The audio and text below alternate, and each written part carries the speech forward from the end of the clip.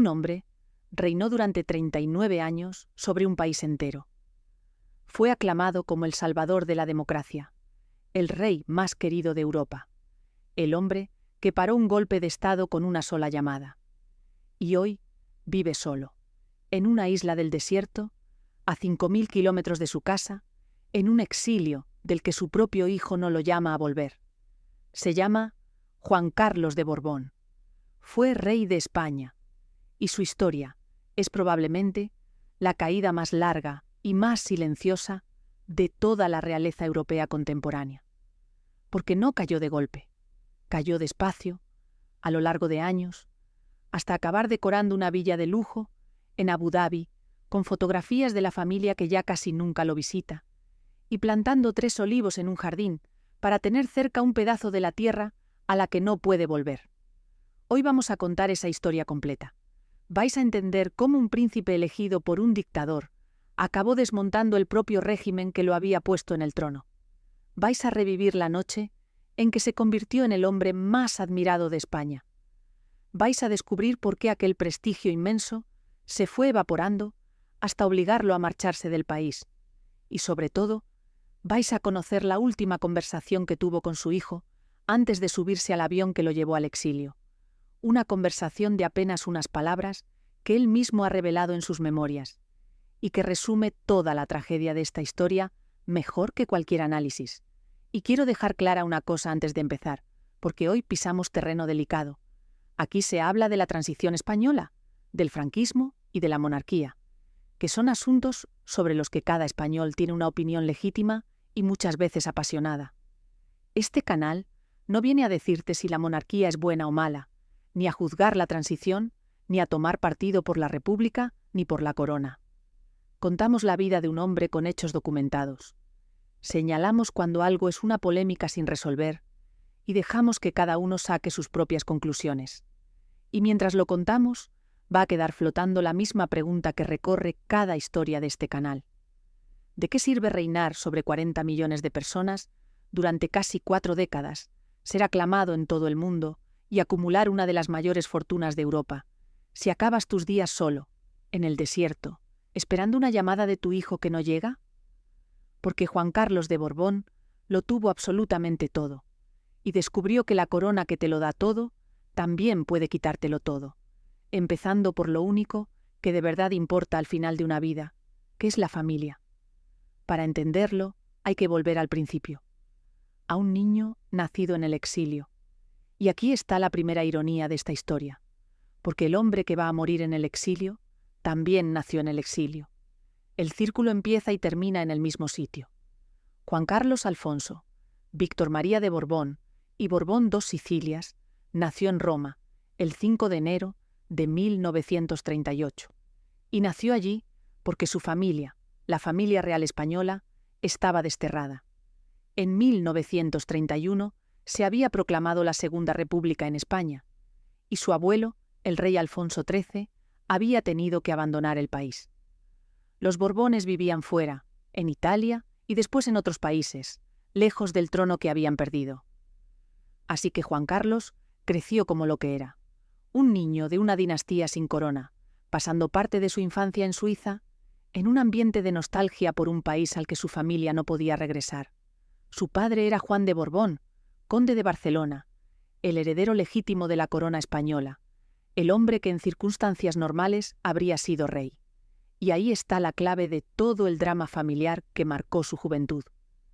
Porque en España, tras la Guerra Civil, gobernaba el general Francisco Franco.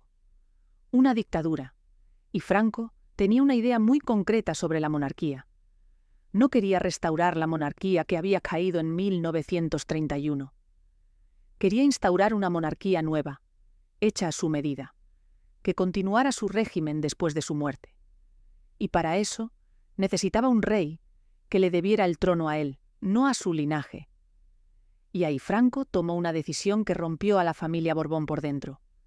En lugar de reconocer como sucesor a Juan de Borbón, el padre, que era el heredero legítimo, pero que tenía ideas demasiado liberales para su gusto, Franco puso los ojos en el hijo, en el joven Juan Carlos, y negoció para traer al niño a España y educarlo bajo su tutela y bajo los valores del régimen. Imagina la situación desde el punto de vista de aquella familia. El padre, heredero legítimo del trono, viendo cómo el dictador se salta su derecho y elige directamente a su hijo, apartándolo a él. Y el hijo, un adolescente, convertido en la pieza de un tablero político que no había elegido, educado lejos de sus padres, en un país gobernado por el hombre que había desheredado a su propio padre. Aquella herida, la de un padre saltado en favor de su hijo, marcó las relaciones de la familia durante décadas. Y es una ironía que resuena en toda esta historia, porque años después, al final de su vida, Juan Carlos viviría su propia versión de aquello, aunque de una forma muy distinta. Y conviene detenerse un momento en lo que aquello significó para el joven Juan Carlos, porque es la clave de su carácter. Aquel niño, y luego aquel adolescente, creció en una posición imposible. Por un lado estaba su padre, don Juan, el heredero legítimo, que se sentía traicionado por el hecho de que el dictador prefiriera a su hijo antes que a él. Y por otro lado estaba Franco, el hombre que tenía el poder de convertirlo en rey, pero solo si aceptaba sus condiciones y se educaba bajo sus valores. El chico estaba atrapado entre la lealtad a su padre y la ambición dinástica que solo Franco podía satisfacer. Se ha escrito mucho sobre las tensiones que aquello generó entre padre e hijo. Don Juan veía cómo su propio hijo era formado por el régimen que a él lo mantenía apartado del trono. Y el joven Juan Carlos tenía que aceptar aquella situación si quería llegar a reinar algún día. Fue, en la práctica, una infancia y una juventud sacrificadas en el altar de la política, en las que el afecto familiar quedó permanentemente enredado con los cálculos de poder. Y ese aprendizaje temprano, el de que en su familia el poder y el cariño estaban siempre mezclados y a veces enfrentados, forjó a un hombre que aprendió a guardarse sus verdaderos sentimientos, a no mostrar nunca del todo lo que pensaba, y a moverse entre bandos sin comprometerse abiertamente con ninguno. Esa capacidad de no dejarse leer iba a ser, años después, su mayor arma política. Si esta historia te está atrapando, suscríbete al canal, porque ahora llega el momento en que aquel niño se convirtió en la apuesta personal de un dictador y en el enigma más grande de la política española. Juan Carlos se formó en España bajo la tutela del régimen de Franco. Estudió en las 3 academias militares del país, la del Ejército de Tierra, la de la Armada y la del Aire, lo cual lo convirtió en un hombre profundamente ligado a los militares, un detalle que resultaría decisivo años después. Se educó rodeado de los valores del franquismo, con preceptores elegidos por el régimen. Y en 1969, Franco dio el paso definitivo. Nombró oficialmente a Juan Carlos su sucesor a título de rey, saltándose formalmente a su padre. Le concedió el título de Príncipe de España, un título inventado que no era el tradicional de Príncipe de Asturias que llevan los herederos de la corona española. Y con aquel nombramiento, el destino de Juan Carlos quedó atado al del régimen. Sería rey, sí, pero rey designado por un dictador para continuar su obra.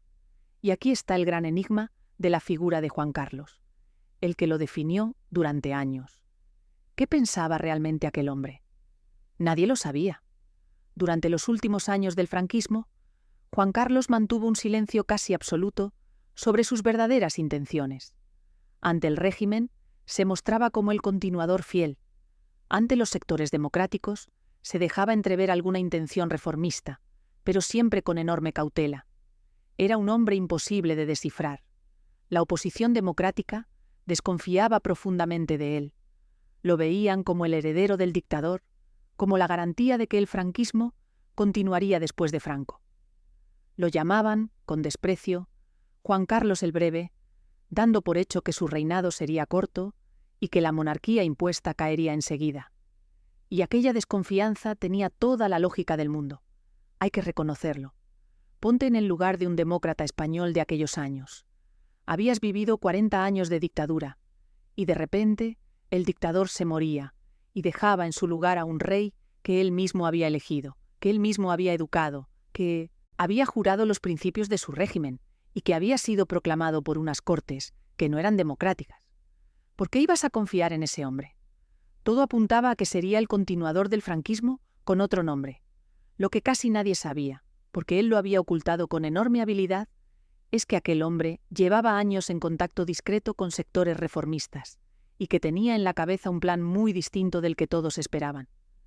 Pero lo guardaba para sí, porque sabía que, si mostraba sus cartas antes de tiempo, los sectores duros del régimen, que eran poderosísimos y controlaban el ejército, lo habrían frenado en seco, o algo peor. Su supervivencia política, y quizá su supervivencia a secas, dependía de que nadie supiera lo que realmente pensaba. Por eso el enigma, por eso el silencio. Aquel hombre estaba jugando la partida más peligrosa imaginable, la de desmontar un régimen desde dentro, sin que los guardianes del régimen se dieran cuenta, hasta que fuera demasiado tarde. Y para eso necesitaba que absolutamente nadie, ni los franquistas ni los demócratas, supiera de qué lado estaba de verdad. Y el 20 de noviembre de 1975, Franco murió. 2 días después, el 22 de noviembre, Juan Carlos fue proclamado rey de España por las Cortes franquistas. Juró los principios del movimiento, es decir, los principios del régimen. Todo apuntaba a que España tendría una monarquía continuista, una prolongación suavizada de la dictadura. Y entonces, aquel hombre hizo lo que nadie esperaba, porque en lugar de conservar los enormes poderes que Franco le había dejado, Juan Carlos empezó, poco a poco y con muchísima habilidad, a desmontarlos.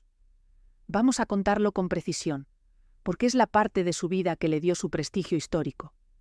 El rey había heredado poderes casi absolutos, podía haberse quedado con ellos, podía haber gobernado como un dictador con corona, y en lugar de eso, impulsó un proceso para desmontar el régimen que lo había puesto en el trono y sustituirlo por una democracia.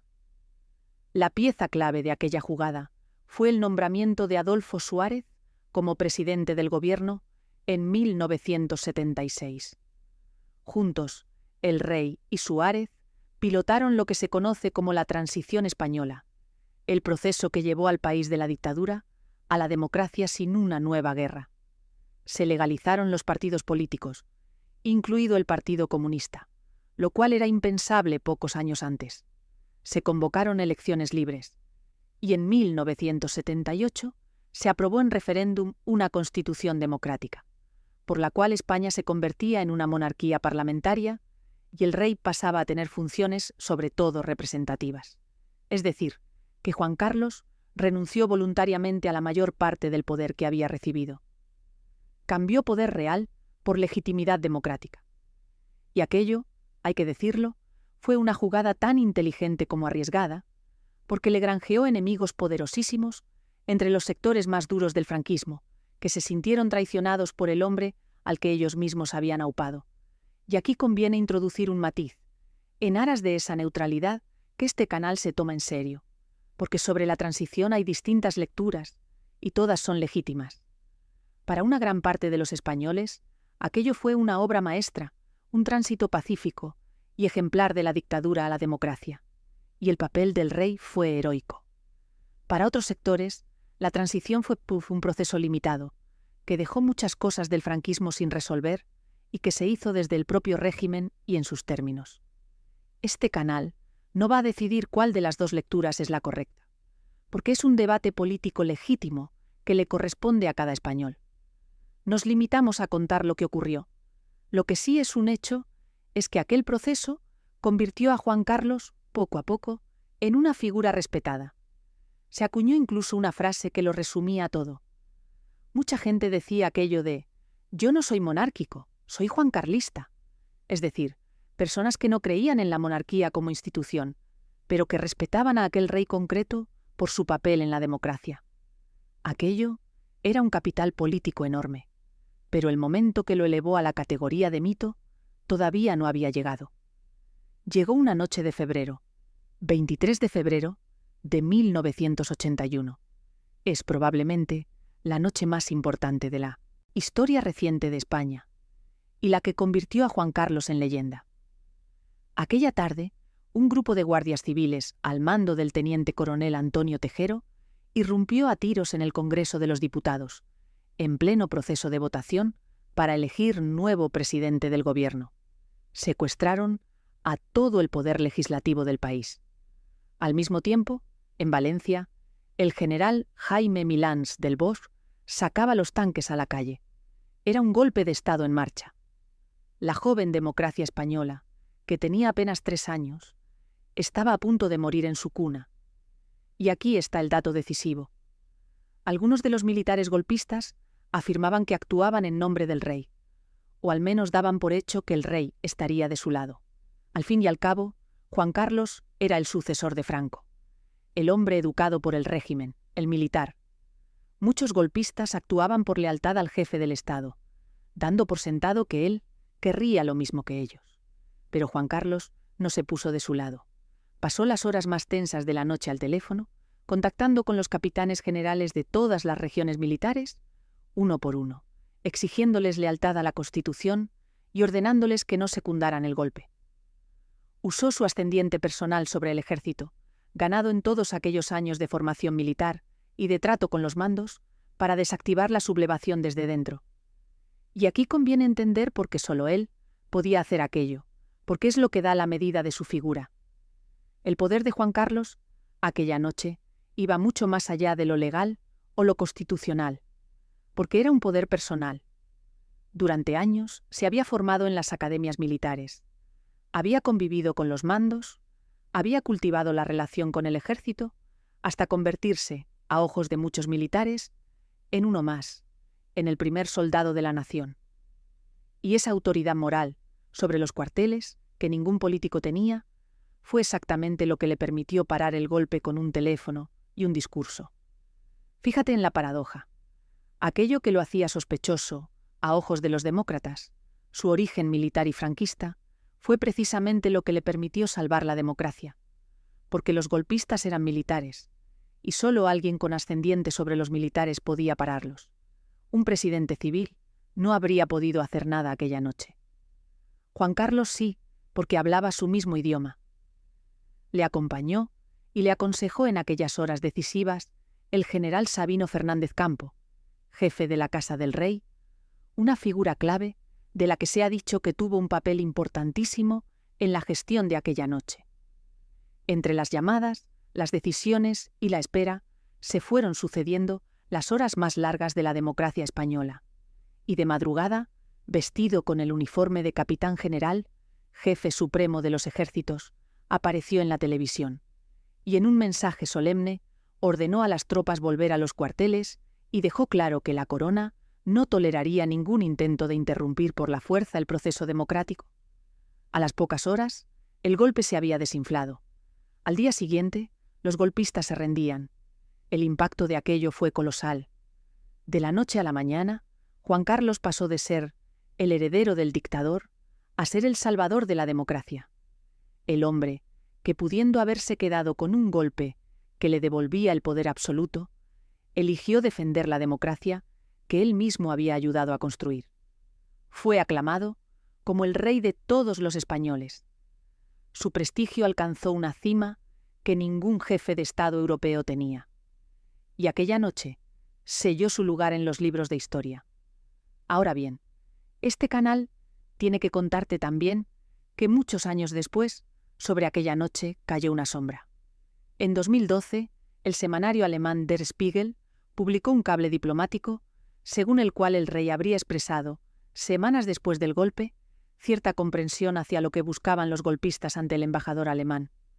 La Casa del Rey desmintió por completo aquella versión, y este canal te lo cuenta como lo que es, una atribución periodística basada en un cable, desmentida oficialmente, sobre la que cada uno puede pensar lo que quiera. Lo que nadie discute es el hecho objetivo. Aquella noche, el rey salió en televisión y paró el golpe. Durante los años y las décadas siguientes, Juan Carlos vivió en la cumbre. Era uno de los estadistas más respetados del mundo, y parecía que su historia sería la de una final feliz. Pero no lo fue. Si esta historia te está llegando, suscríbete y déjame en los comentarios qué otra figura de la realeza quieres que contemos. Porque ahora empieza el descenso. Y fue un descenso largo. Durante muchos años, la vida privada de Juan Carlos estuvo protegida por un pacto de silencio. La prensa española, por respeto o por prudencia, no hurgaba en ella. Se sabía o se intuía que el rey tenía una vida personal complicada, que su matrimonio con la reina Sofía llevaba mucho tiempo siendo más una institución que una pareja, y que se le atribuían relaciones fuera del matrimonio. Pero nada de eso se publicaba abiertamente. Formaba parte de lo que no se contaba. Y a partir de aproximadamente 2012, aquel pacto se rompió. Y se rompió por un viaje. Este canal ya ha contado en detalle, en otro video, todo el episodio de la cacería de elefantes en Botsuana y todo lo que vino después. Así que aquí lo vamos a resumir porque hoy la historia es otra. Baste decir que en abril de 2012 se supo que el rey se había fracturado la cadera en un safari de caza en África. Un viaje de lujo que nadie sabía que estaba haciendo, en plena crisis económica devastadora en España. La imagen del jefe del Estado cazando elefantes mientras el país sufría recortes y paro masivo fue demoledora. Y el rey tuvo que hacer algo insólito. Pidió perdón públicamente por televisión. Aquel perdón marcó un antes y un después, porque una vez roto el pacto de silencio, ya no se recompuso. A partir de ahí, la prensa empezó a investigar y a publicar aspectos de la vida del rey que antes eran tabú. Y lo que fue apareciendo, poco a poco, tenía que ver sobre todo con el dinero, con fortunas en el extranjero, con fundaciones opacas, con donaciones millonarias de origen extranjero, todo un entramado financiero que este canal ha detallado en otro video y que con el tiempo acabaría teniendo consecuencias judiciales en varios países. Y en paralelo a los escándalos estaba la salud y el desgaste. El rey se sometió a numerosas operaciones. Aparecía en público cada vez más débil, a veces con dificultades para caminar. La imagen del hombre vigoroso, que había parado un golpe de Estado, se iba desvaneciendo, sustituida por la de un anciano rodeado de polémicas. El prestigio de décadas se erosionaba a una velocidad brutal. Y hay que entender también que el mundo había cambiado alrededor de Juan Carlos, y que ese cambio jugó en su contra. El pacto de silencio que había protegido su vida privada durante décadas funcionaba en una época concreta. La de una prensa más deferente con el poder y sin las redes sociales. Pero para los años 2010, aquel mundo ya no existía.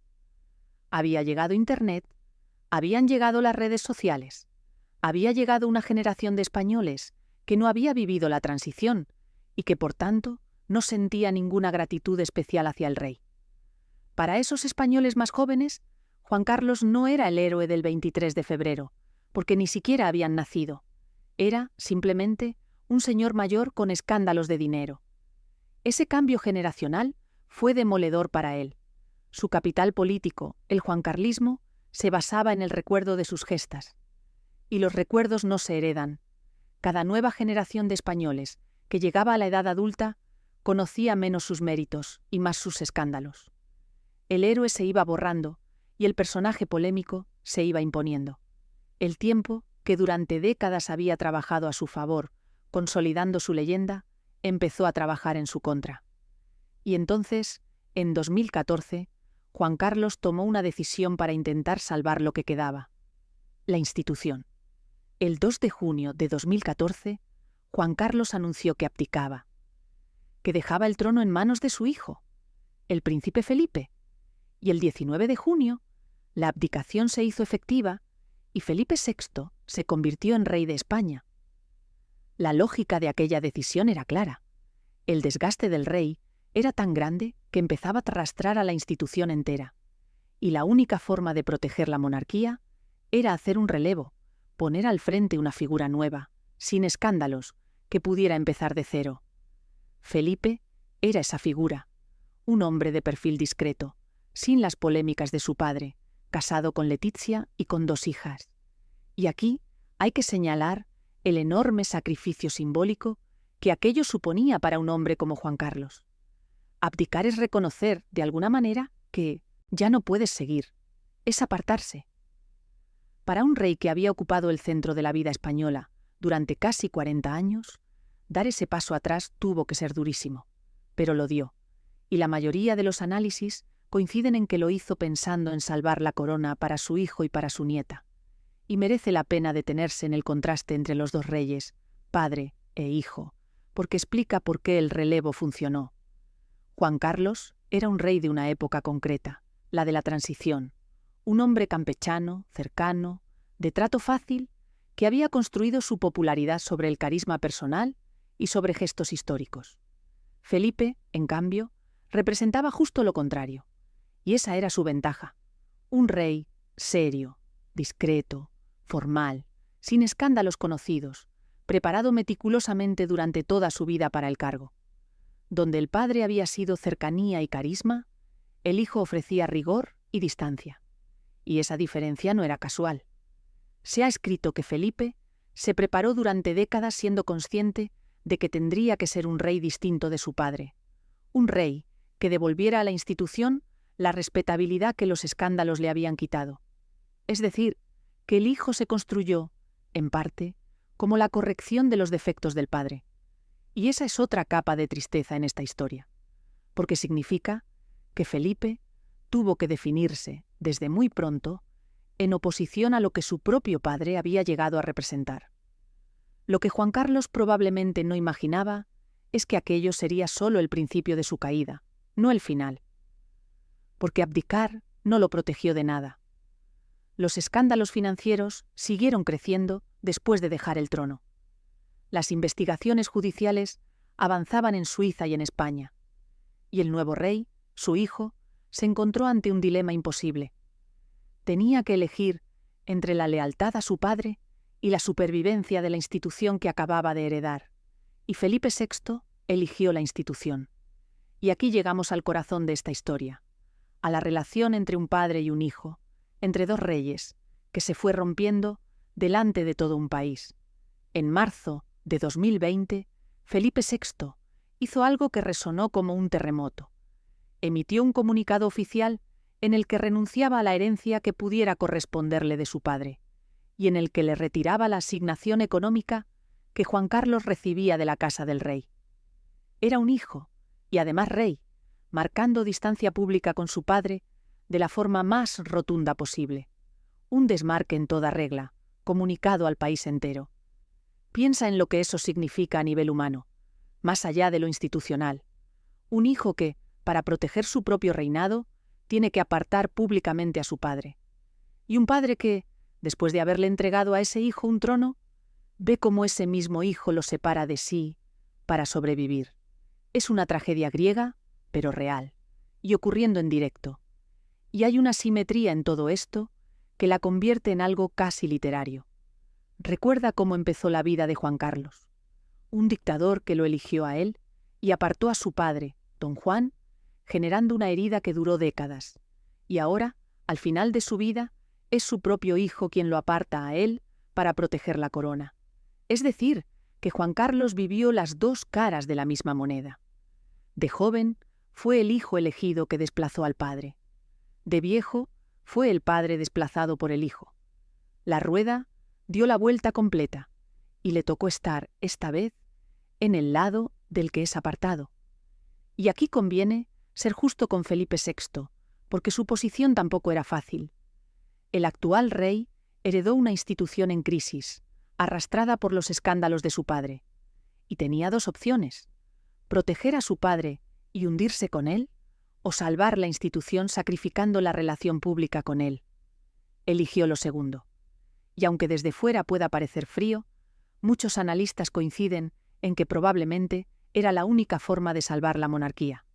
Felipe no cortó con su padre por ambición ni por rencor, sino por necesidad institucional, lo cual, en cierto modo, hace la historia todavía más triste, porque significa que ninguno de los dos hizo nada malo.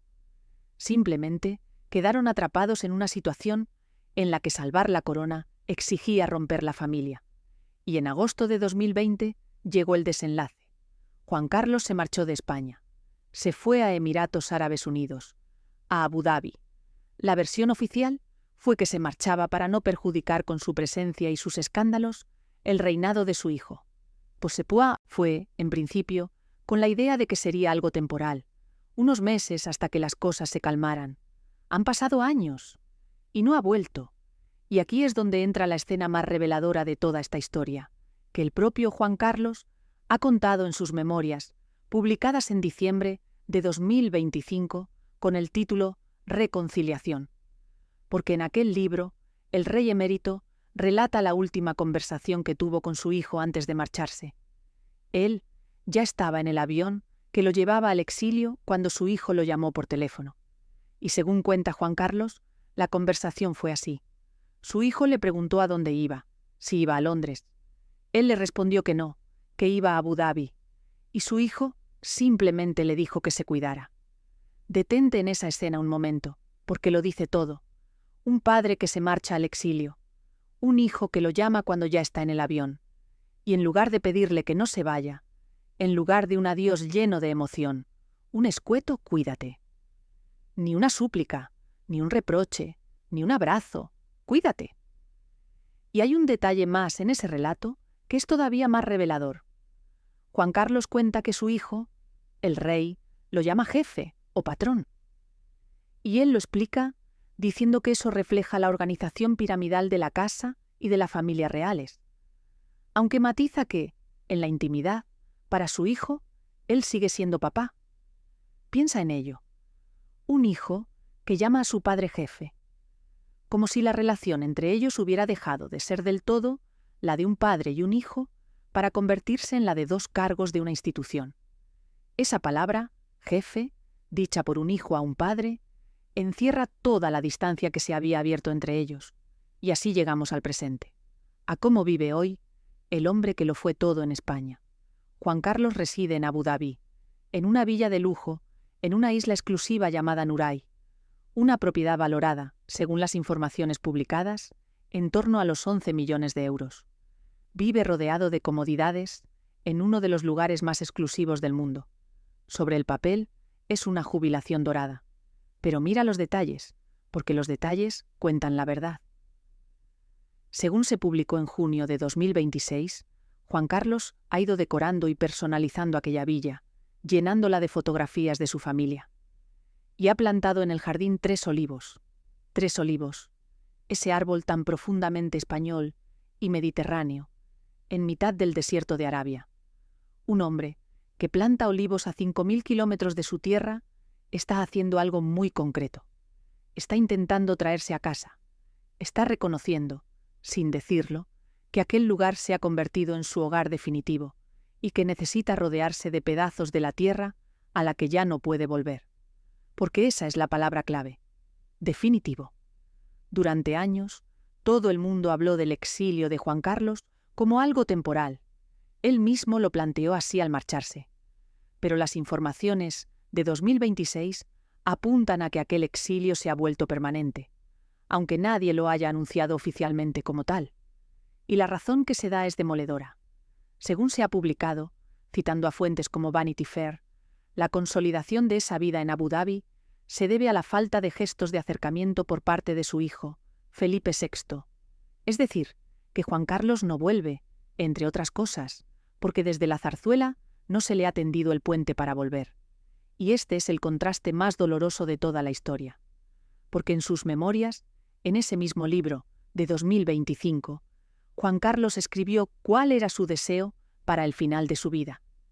Escribió que esperaba tener una jubilación tranquila, renovar una relación armoniosa con su hijo y, sobre todo, regresar a España, a su hogar. Eso es lo que puso por escrito. Y la realidad de 2026 parece haber enterrado los 3 deseos. La jubilación no es del todo tranquila, porque sigue rodeado de sombras. La relación con su hijo no se ha recompuesto, y el regreso a España no llega. Se ha publicado que a su villa de Abu Dhabi lo visitan algunos amigos españoles, y también su hija, la infanta Cristina, y algunos de sus nietos. Pero hay una ausencia que resulta especialmente significativa, y la contamos solo como el hecho que es, sin entrar en más. Según esas mismas informaciones, ni la princesa Leonor, centrada en su formación, ni la infanta Sofía figuran entre quienes lo visitan. Las 2 nietas que representan el futuro de la corona que él salvó aquella noche de febrero, hacen su vida lejos de aquel abuelo en el desierto. Y aquí es imposible no volver al principio de esta historia, porque el paralelismo es sobrecogedor. Juan Carlos nació en el exilio, en Roma, porque su familia había sido expulsada de España. Creció lejos de su país, con la nostalgia de una tierra a la que no podía volver.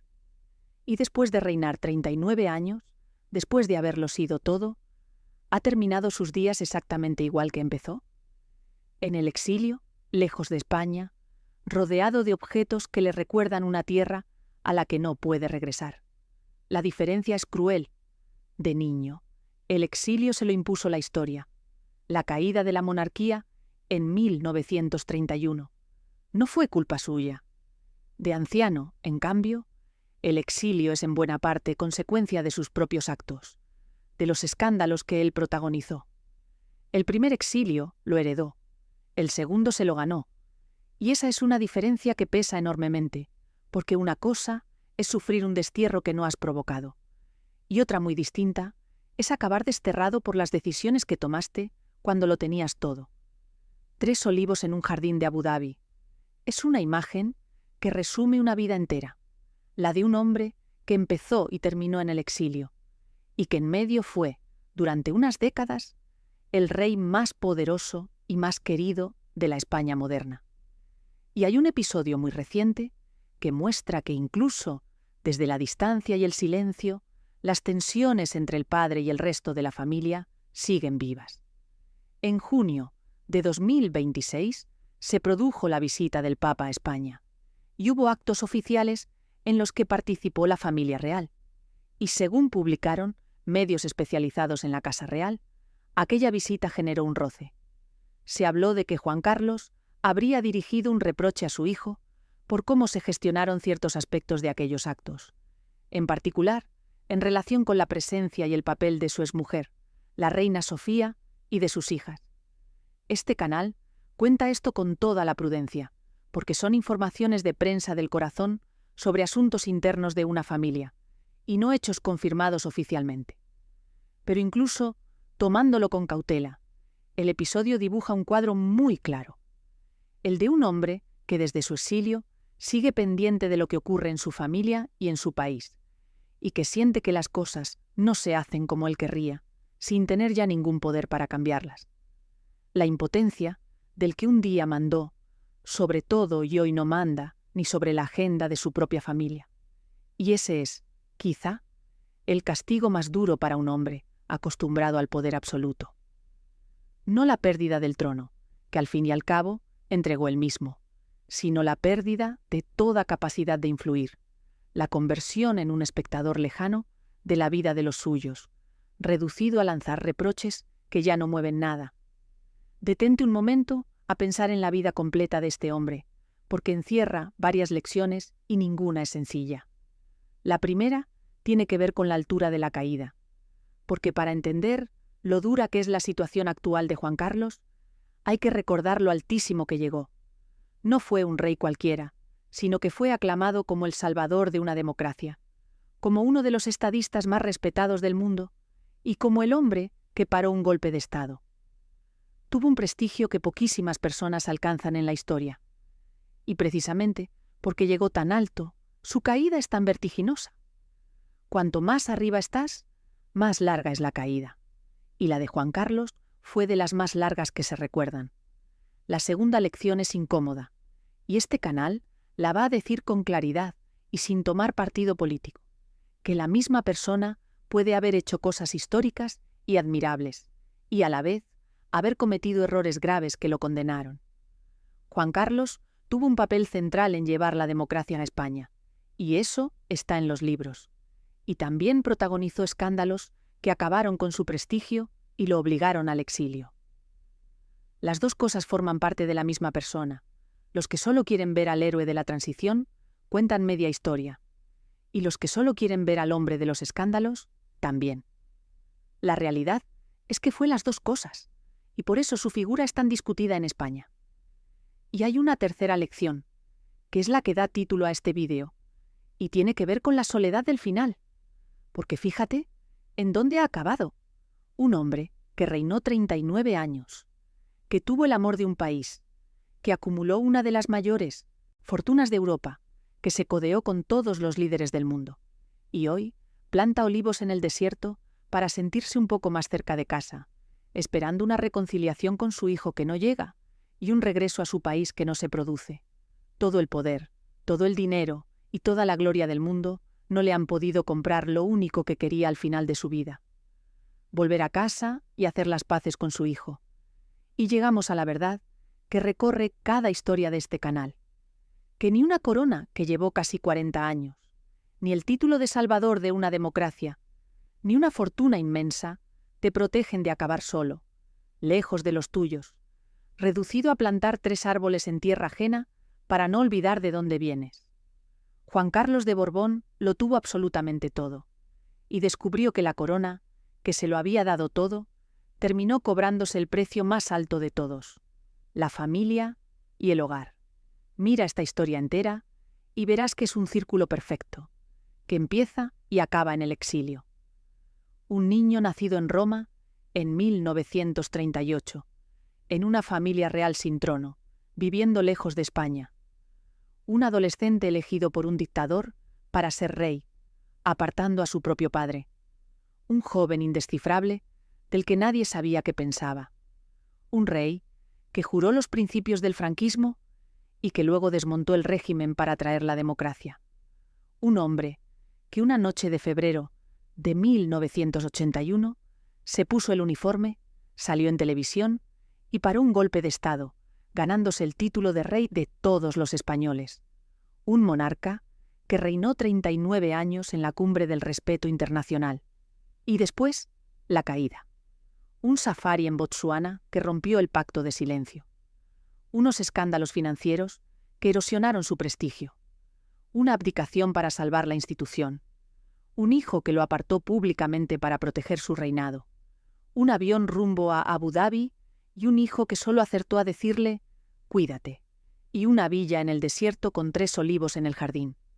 Su historia es la prueba de que en las grandes dinastías, igual que en las grandes fortunas, el que más alto sube tiene la caída más dura, y de que ningún poder terrenal, por absoluto que sea, te garantiza un final en paz. El niño del exilio se convirtió en el rey más poderoso de la España moderna, y el rey más poderoso de la España moderna ha terminado sus días de nuevo en el exilio. El círculo se cierra exactamente donde empezó, y su historia no termina aún, porque Juan Carlos sigue vivo, sigue en Abu Dhabi, y la posibilidad de una reconciliación con su hijo o de un regreso a España sigue siendo, a día de hoy, una incógnita. Su figura seguirá dando que hablar en España durante mucho tiempo, porque es imposible contar la historia reciente del país sin él, para bien y para mal. Y su caso quedará como uno de los grandes ejemplos de cómo el poder y la gloria pueden convivir con el fracaso más íntimo, el de no poder estar con los tuyos al final del camino. Así que, si quieres seguir tirando del hilo de los secretos más oscuros, de las grandes fortunas y de las grandes coronas, suscríbete, dale a la campana y déjame en los comentarios de quién quieres que hablemos ahora. Y cuéntame también qué piensas tú, porque este es un tema que divide y me interesa de verdad tu opinión, dicha con respeto. ¿Crees que Juan Carlos merece volver a España y reconciliarse con su hijo después de todo lo que hizo por la democracia? ¿O crees que sus escándalos pesan demasiado y que su exilio es el precio justo de sus errores? Y sobre todo, más allá de la política, ¿crees que un hijo debería anteponer una institución a su propio padre, como hizo Felipe? Te leo y te pido respeto en los comentarios, porque de estas cosas se puede hablar sin insultarse. Gracias por acompañarme hasta el final y por asomarte a la historia del rey que lo ganó todo y acabó solo en el desierto. Nos vemos en el próximo vídeo.